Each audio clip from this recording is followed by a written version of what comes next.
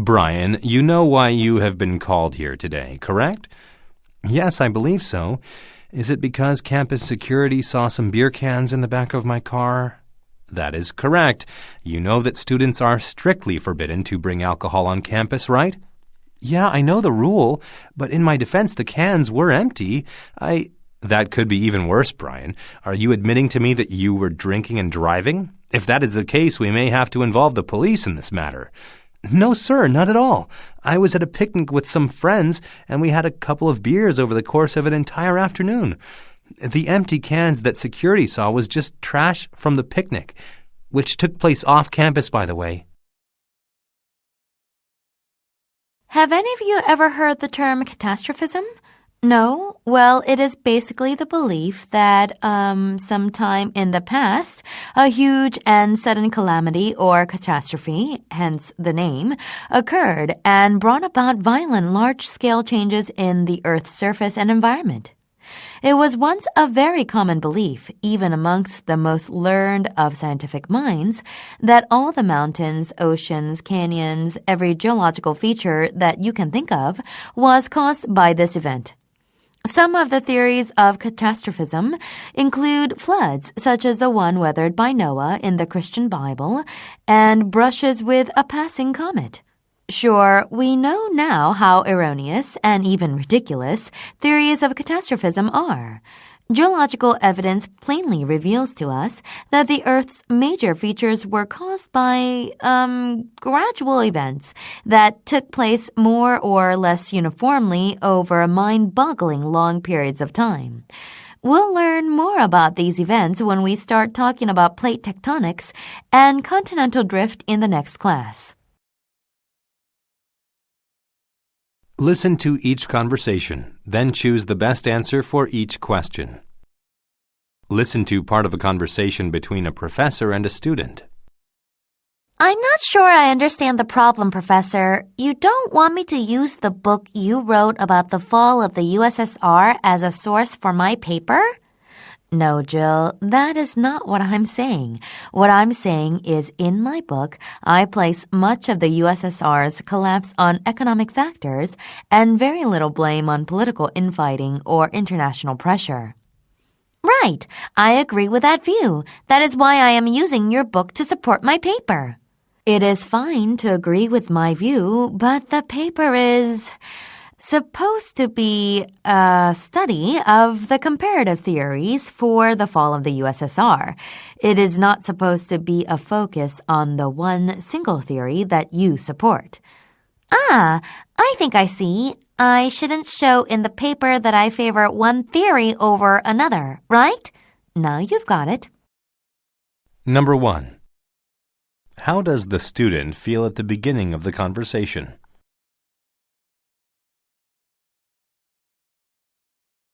Listen to part of a conversation between campus security and a student. Is this your bike? Yes, it is. Why? I'm afraid I'm going to have to write you a ticket. A bicycle ticket? I didn't know such a thing even existed. What is the ticket for? You have your bicycle chained to a lamppost. That's a $10 fine. What? Are you kidding? The bike racks are full. It doesn't hurt the lamppost. I'm sorry, but the rule is very clear and signs are posted all over campus. Bicycles can only be chained in the designated bike racks. Chaining them to campus property outside of the racks is a violation. This lamppost is campus property, so you are getting a ticket. Well, I won't pay it. It's ridiculous. That's your choice, but you should know that unpaid tickets of any kind, even bicycle tickets, can make it impossible to register for classes next semester. Number 2. What does the student feel toward the bicycle ticket?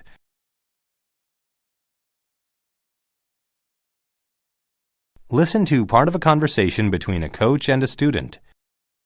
Tom, you need to go get your swimming cap. If you don't have one, you can buy one at the front desk for $3. A swimming cap?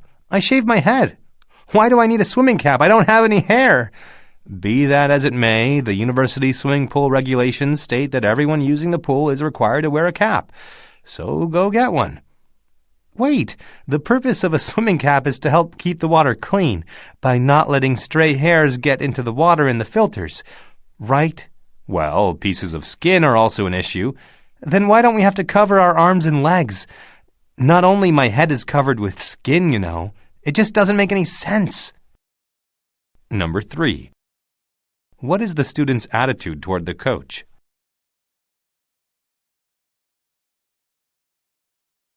Listen to each lecture, then choose the best answer for each question. Listen to part of a lecture in an anthropology class. When studying the history of witchcraft in Europe down through the ages, the companions in animal form, known as familiars, that accompany witches are a particularly interesting aspect of the topic. The written accounts, folk stories, and drawings of England provide a particularly large collection of lore concerning familiars.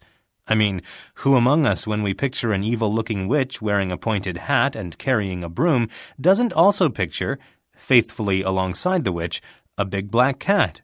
Cats, black ones especially, are the most commonly thought of animal when we think of witches' familiars, but animals of all kinds could be regarded as familiars. Dogs, ferrets, toads, weasels, rabbits, mice, hedgehogs, even flies and moths, bees and wasps. According to witch folklore, any of these creatures could be recruited to be the companion of a witch. Another interesting thing about familiars is that while witches in European folklore did all kinds of unspeakable evil acts towards humanity, they cared for their familiars as if they were spoiled children, gave them endless supplies of their favorite foods, took great care to keep them warm. Provided the animals with every possible type of comfort. Number 4. What is the professor's attitude toward the witch?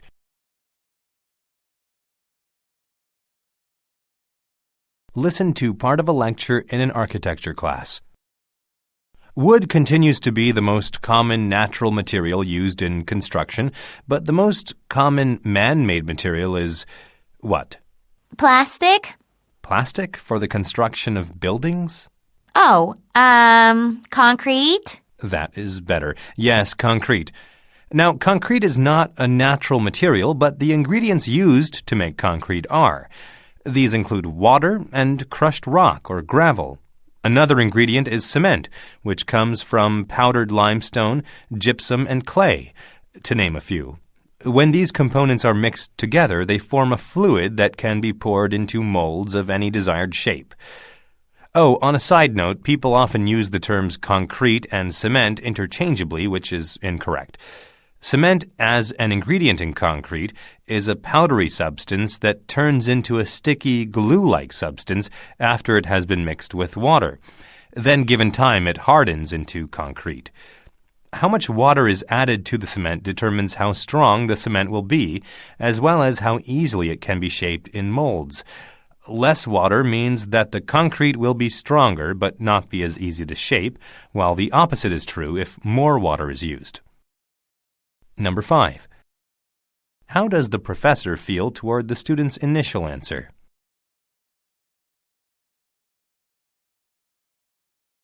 Listen to part of a lecture in a communication class. As we talked about earlier, we can explain how public opinion is formed by using the spiral of silence theory. To review this theory, in a nutshell, the spiral of silence states that people will usually speak out about their opinions when they are under the impression that their opinion is held by the majority. Conversely, they will usually keep their opinions to themselves whenever they think that what they believe is in the minority. When we study mass media, we can see how this theory is relevant.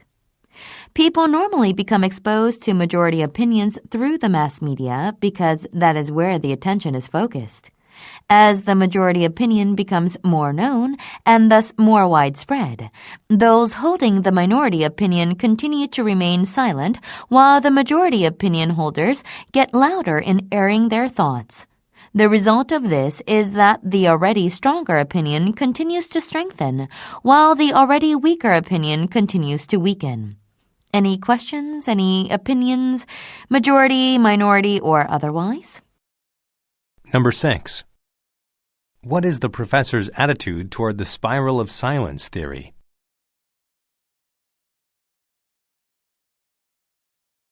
Listen to a conversation between a professor and a student. Professor Fonda, you said you needed to talk to me? Yes, Jeremy, that's right. Please come in and have a seat. If this is about me being late to class today, it will never happen again. I was having some trouble this morning with— No, it is not about you being late. But yes, please don't let that happen again if it is at all possible. What I wanted to talk to you about is the work you've been doing in class. Oh, okay. Is there a problem with my participation in class? I'm not sure. Let me ask you, do you enjoy reading John Steinbeck's novels? Well, honestly, I have a little bit of trouble getting into his books. I mean, the events that he uses as the background for his stories are a little before my time. You know what I mean? You are referring to the Great Depression? Yes, sir. That is a perfect example of what I mean. But there are some parts of his books that I enjoy. That's good. Now, my next question is, do you enjoy movies? Yeah, I mean, just as much as the next person, I suppose. Why? I'm going to put this as plainly as possible, but I want you to correct me if I'm wrong. It seems obvious to me that you are watching movies based on Steinbeck's novels and then writing your reports on the movies instead of on the written works. In other words, you have been turning in what I like to call Hollywood book reports. I've noticed some points in your reports on The Grapes of Wrath and Of Mice and Men that are mostly emphasized in the movies, and you left out some very big events found in the novels that are not portrayed in the movies at all. Am I wrong about this? No, I'm afraid you're not wrong. But I have to ask, how did you pick up on it? Well, Jeremy, let's just say that young people are not the only ones who enjoy movies. Besides, a student tries the same trick every semester. Number 1. Why does the professor want to meet with the student?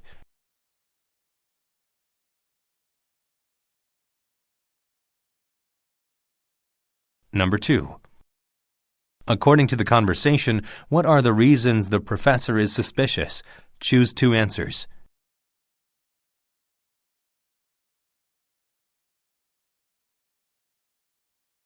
Number 3. Listen again to part of the conversation, then answer the question. That's good. Now, my next question is, do you enjoy movies? Yeah, I mean, just as much as the next person, I suppose. Why? Why does the professor say this? Now, my next question is, do you enjoy movies?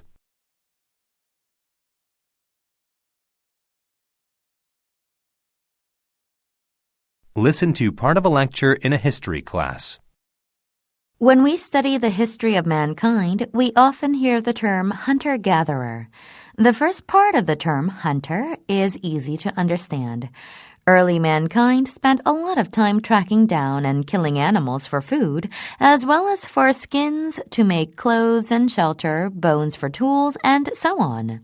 But someone tell me what being a gatherer entails. Lana? Well, it is easy to grasp if you think about it. It just means that early humans gathered plants and fruits and vegetables, to supplement their diet and for other uses. Good, that's right. Don't confuse gatherer with farmer. Gatherers roamed about as nomads and took what was readily available for use. Farmers, however, stay in one place to plant, care for, and then harvest crops. For most of mankind's time on the planet, we lived as hunter-gatherers, but that changed about 10,000 years ago. What happened at that time?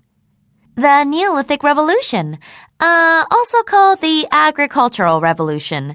At that time, humans began to settle down instead of constantly moving around looking for food.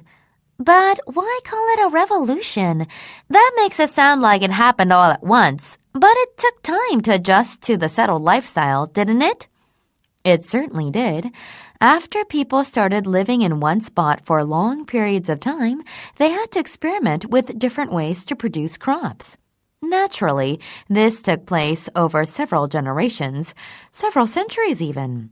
But our ancestors stuck with it, and over time they started to actually produce surpluses of crops, more than they could consume. These developments in self-sustaining agriculture led to further developments. For instance, once people were producing large amounts of food, they needed some way to store it. So they then tackled the skill of making and perfecting pottery. In addition, though their lifestyle had changed dramatically from the hunter-gatherer way of living, there was still safety in numbers. The farmers and pottery makers formed communities, which then led to other occupations to support these communities. Eventually, as the populations of these communities grew and became towns and cities, there arose a need for more organization. This led to early forms of government. All of that occurred just because some early humans decided to stop roaming around and grow crops? Amazing, right?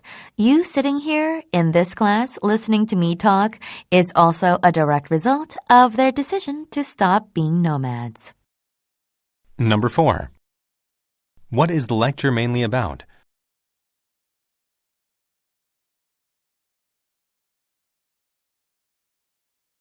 Number 5.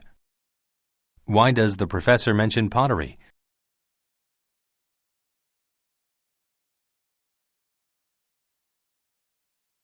Number 6. In the lecture, several activities of ancient humans are mentioned. Indicate whether these activities were common before or after the Neolithic Revolution.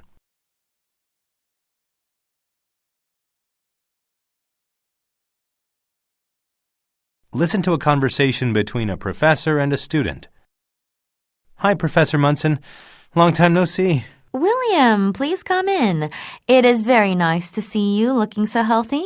I'm sorry I didn't get a chance to visit you in the hospital more than that one time, but you know how busy things get around here. Oh, don't mention it, Professor.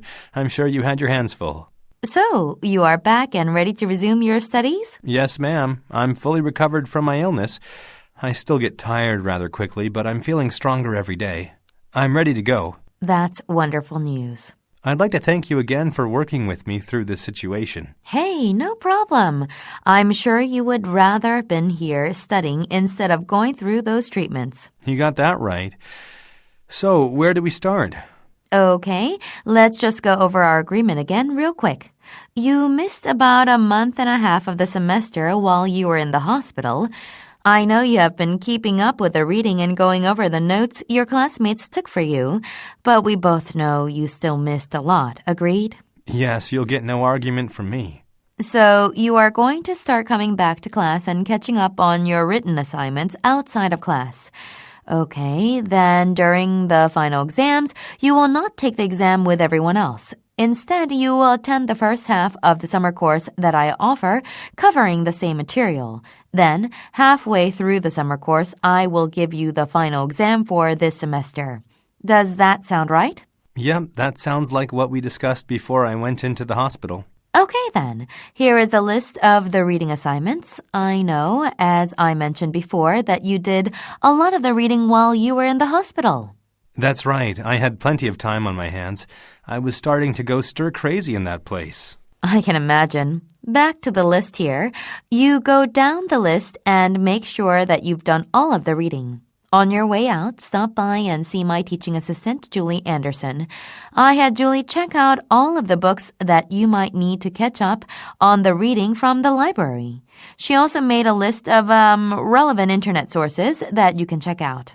Wow, it sounds like I owe Julie a favor too, huh? She was happy to do it once I told her about your situation. Her brother suffered from the same condition a few years ago, so she readily sympathized. Okay, I'll be sure to thank her for her help. So besides catching up on the reading and going to the next class on Thursday, is there anything else you would like me to start on? Yes, if you are feeling up to it, I'd like you to start catching up on the written assignments. Sure, I think I can handle it. For the first assignment, I want you to choose a document from the collection of Arab-Israeli documents you received on the first day of class.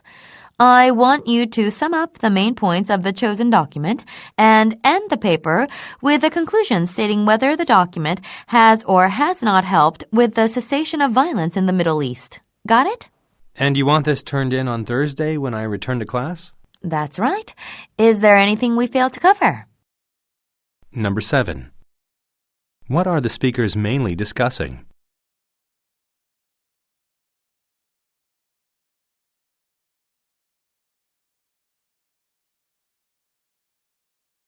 Number 8. Listen again to part of the conversation, then answer the question. I know you have been keeping up with the reading and going over the notes your classmates took for you, but we both know you still missed a lot. Agreed? Yes, you'll get no argument from me. Why does the student say this? Yes, you'll get no argument from me.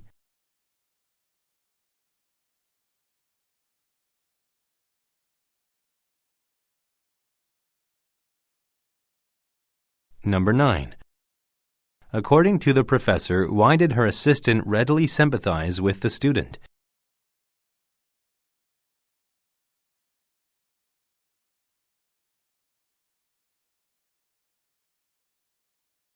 Number 10. What is the student's attitude towards the proposed workload?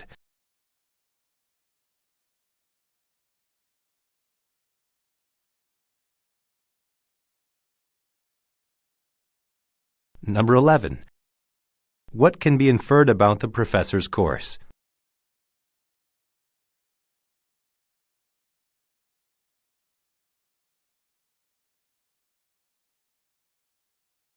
Listen to part of a lecture in an art class. Before we start the slideshow, I'm going to give you some background information on El Greco, the artist we will be examining today. His artwork belongs to the post-Renaissance era. And though he is probably the most famous foreign artist of the era, we actually know very little about the man. Sarah? What do you mean by foreign artist? Art doesn't really recognize international borders, does it? Good point, but it does actually. The post-Renaissance era refers to a style of art that was born in Italy, and El Greco was Greek, as his name suggests. El Greco means the Greek in Italian. But back to why El Greco's past is so obscure. There are 3 main reasons for this. First, he spent a lot of time traveling on an artistic pilgrimage throughout the Mediterranean region before he finally settled down in 1577. In Toledo, Spain, though, not Italy. The second reason for the lack of details about his life is that the Spanish writers on art did not begin publishing until after the 17th century, long after El Greco's death. And the third reason, well, there was a lack of engraving in the Spanish school of art. This means that engraved copies of El Greco's work were not being made, thus no copies of his work were being printed. The lack of art writing and production of engraved copies is probably why the artist is still known by his Italian nickname of El Greco. He only spent about 10 years in Italy, but he lived in Spain for almost 40 years. If the Spanish had been more active in publishing and copying, well, we would probably be calling El Greco by the Spanish translation of the Greek, El Griego. Okay, even though the Spanish called him El Griego and the Italians called him El Greco, he always signed his real name in Greek letters on his paintings. His true Greek name is a little more difficult, Dominikos Theotokopoulos. While living in Spain, he called himself Domenico Greco, by the way. It's sort of a combination of Greek and Italian. There are very few sources left to provide any kind of information about El Greco's background. One good source was a portrait and biography by Francisco Pacheco, but unfortunately that has been lost to art historians. So most of what we know now is based largely on numerous short documents gathered by researchers. Another important source has been the artist's own notes that he made in books in his personal library. What personal information we have on El Greco amounts to this. Dominikos Theotokopoulos was probably born in or around 1541 in Candia, which is now Heraklion, on the island of Crete. The approximate year of his birth has been calculated based on a note made by the artist in 1606. He said he was 65 years old in the note. When he was born, the island of Crete belonged to the Republic of Venice.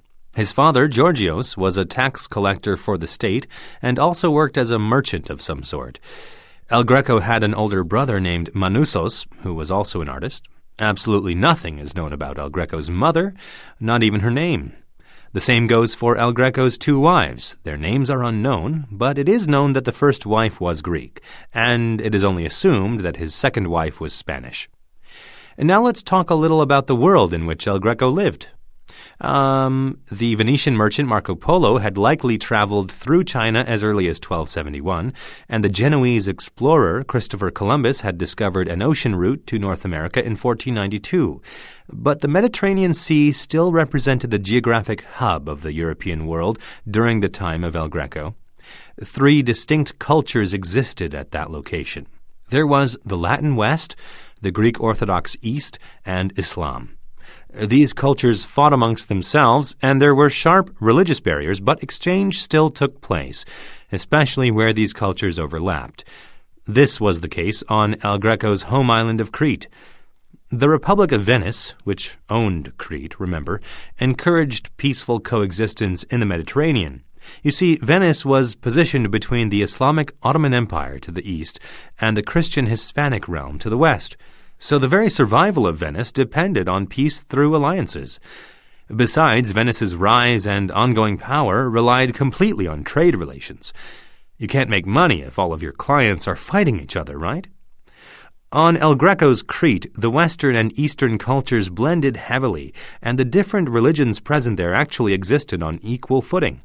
Not just the Islamic religion and the Christian religion, but also 2 different Christian religions, Latin and Orthodox.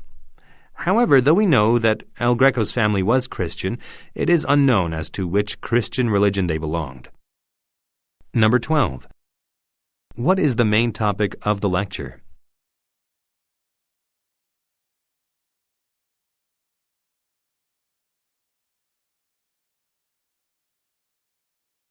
Number 13. According to the professor, what are some reasons that so little is known about El Greco? Choose 3 answers.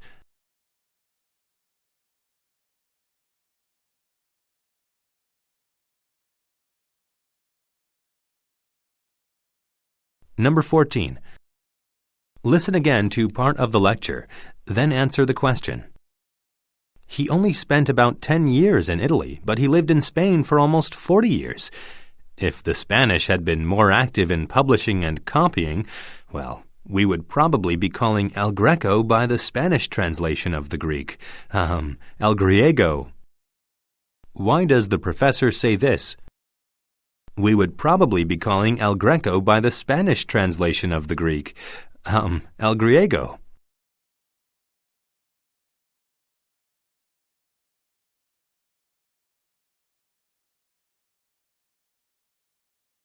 Number 15. What does the professor say about El Greco's origins?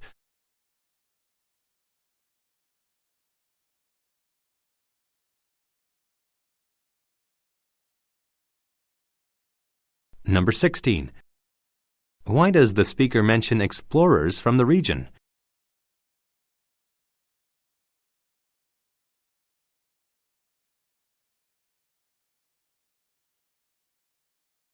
Number 17.